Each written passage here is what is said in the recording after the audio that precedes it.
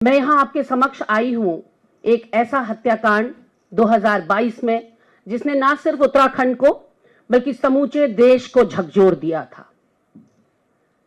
एक भावुक करने वाला वो पल था, आप सब विदित होंगे, अंकिता भंडारी हत्याकांड से। 30 मई को अंकिता भंडारी हत्याकांड में लोअर कोर्ट कोटद्वार ने अपना फैसला सुनाया। 2 साल 9 महीने चलने वाली सुनवाई का फैसला आया, जिसमें मुख्य आरोपी और उसके साथ 2 सह आरोपियों को कठोर आजीवन कारावास के साथ साथ मुख्य आरोपी को 72,000 और दोनों सह अभियुक्तों को 62,000 की पेनल्टी पड़ी है। न्यायालय का जो भी फैसला है हम उसका स्वागत करते हैं, सम्मान करते हैं, क्योंकि हम कांग्रेसमैन न्यायपालिका को सर्वोपरि मानते हैं, क्योंकि न्यायपालिका को सर्वोच्च स्थान दिया है संविधान ने, और संविधान का अवमानना या अपमान करने की तो हम सोच भी नहीं सकते। तो न्यायपालिका का ये जो फैसला आया है वो शर्मा थे, लेकिन साथ ही साथ हम ये जोड़ना चाहते हैं कि ये फैसला अधूरा है, इसलिए क्योंकि न्यायपालिका ने तो न्याय किया, उनके समक्ष जितने भी सबूत और तथ्य प्रस्तुत किए गए उन्होंने उसकी बिना पर जो फैसला दिया वो अपने आप में नजीर है। लेकिन उन सबूतों का क्या जो पूरी तरह से नष्ट कर दिए गए, ध्वस्त कर दिए गए। आज मैं उन्हीं के विषय में आपके द्वारा, आपके माध्यम से जो गूंगी बहरी धृतराष्ट्र बनी हुई उत्तराखंड की और केंद्र की सरकार है, 2022 से लगातार जो मामले में लीपापोती करने का प्रयास कर रही है, वो सारे सबूतों के बारे में सिलसिलेवार आपसे बात करना चाहती हूं, क्योंकि न्यायालय के समक्ष ये सबूत रखे ही नहीं गए। पहले दिन से इसको अंडर द कार्पेट पुश करने की कोशिश की गई।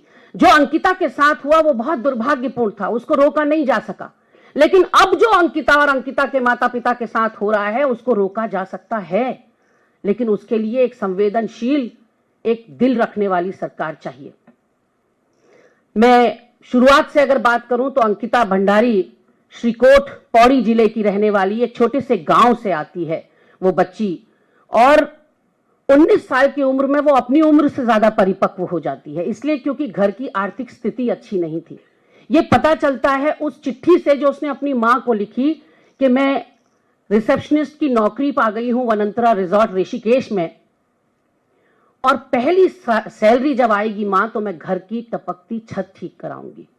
तो आप सोच सकते हैं कि किस यातना से वो परिवार गुजर रहा था और किस मजबूरी में उन्होंने अपनी छोटी सी बच्ची को दहलीज पार करने के लिए इजाजत दी होगी। बहुत आसान नहीं है उत्तराखंड में। उत्तराखंड का व्यक्ति बहुत स्वाभिमानी होता, वो नमक के साथ रोटी खा लेगा, लेकिन अपनी बच्चियों को बाहर काम पर नहीं भेजता। इनको भेजना पड़ा, इनकी मजबूरी थी।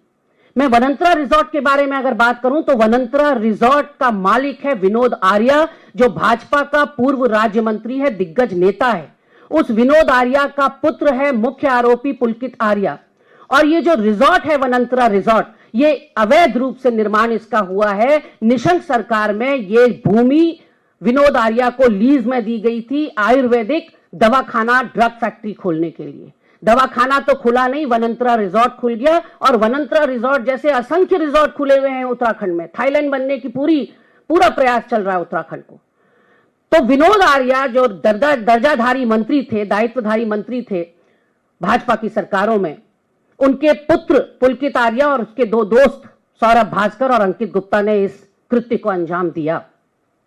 तो आप सोच सकते हैं वो अंकिता जिसकी आंखों ने अपने सपने देखने ही अभी शुरू किए थे, पहली सैलरी उठाना तो दूर की बात, 12-13 दिन के अंदर नौकरी एक रिसेप्शनिस्ट के तौर पर वो ज्वाइन करती है और 12-13 दिन के अंदर मौत के घाट उतार दी जाती है।